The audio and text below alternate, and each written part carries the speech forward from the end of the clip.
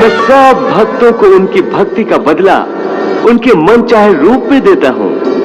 मैं उनका पिता भी हूँ, माता भी हूँ, सखा भी हूँ और प्रीतम भी मैं ही हूँ। तो क्या भक्त आपसे प्रेम भी कर सकता है? प्रेम ही तो भक्ति है। जिसके मन में प्रेम ना हो वो मेरा भक्त कैसे हो सकता है?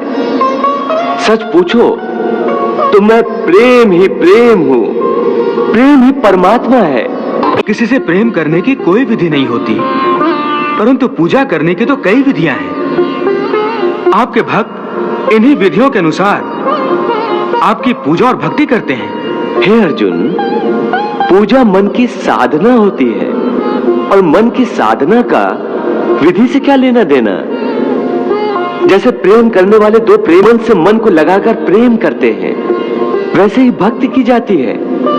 ये विधियां तो बनाने वालों ने बना दी हैं। मैं उन विधियों द्वारा पूजा करने वालों की पूजा भी स्वीकार कर लेता हूं, परंतु मैं ये नहीं देखता कि मेरा भक्त विधि अनुसार पूजा कर रहा है या नहीं। केवल पूजा करने वाले की भावना देखता हूं, उसके मन में मेरे प्रति प्रेम और भक्ति भाव है या नहीं, ये देखता हूं। जिस पूजा में विधि ही विधि हो और प्रेम तथा भक्ति ना हो, उस पूजा द्वारा कोई भी मुझे प्राप्त नहीं कर सकता। मुझे संपूर्ण साधने की एक ही शर्त है, मुझ में मन लगाए, मेरा ध्यान लगाए। इस संबंध में एक विचार और है।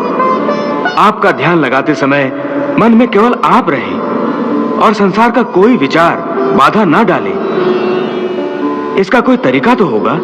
हाँ, एक आसान तरीका तो है, परंतु वो कोई विधि नहीं है, बल्कि एक गुर है, एक योगिक कला है, जिससे ध्यान लगाने में बड़ी सहायता होती है। वो आसान तरीका, वो योगिक कला क्या है मधुसूदन? सुनो अर्जुन, संसार के झमेलों से बचने के लिए मनुष्य एकांत में बैठकर मन को प्रभु के ध्यान में लगाए, क्योंकि एकांत में मनुष्य अपने भीतर झांक सकता है।